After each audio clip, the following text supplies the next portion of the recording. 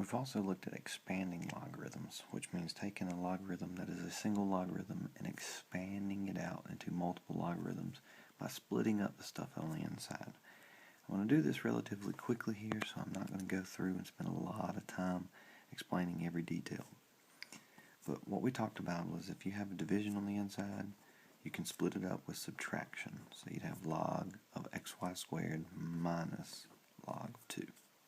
Notice this is a base 10 logarithm like the one on the calculator. If it has any other base, you got to keep the same base. Then you split up multiplication using addition. So you do log of x plus log of y squared. These two things are together on top, so I put them in parentheses, and then I still have my minus log 2. Then the last thing is to take the 2 that is on the exponent and move it to the front of the logarithm. Make sure you don't do that too early, because a lot of people want to do it way back here, but notice it's just the y that is squared, so it should be just in front of the logarithm with the y.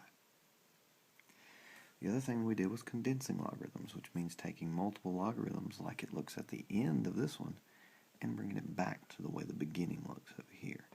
So taking these multiple logarithms and getting them condensed back together.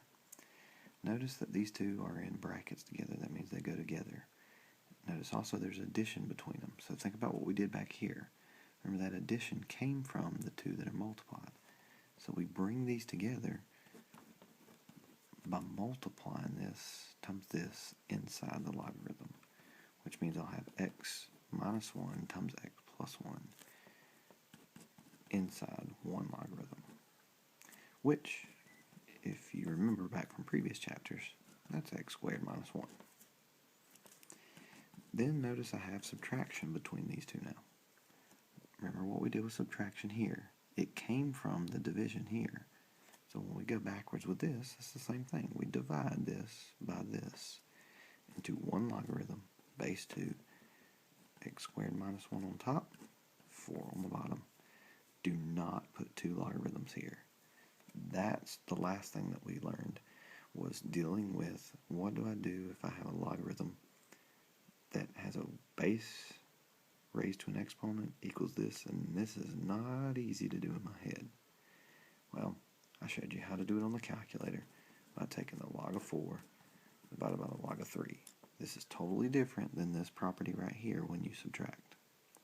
This is just a property that helps me get an answer in the calculator, a decimal approximation, which in this case you can see is 1.261859, so I would probably round that to 1.262.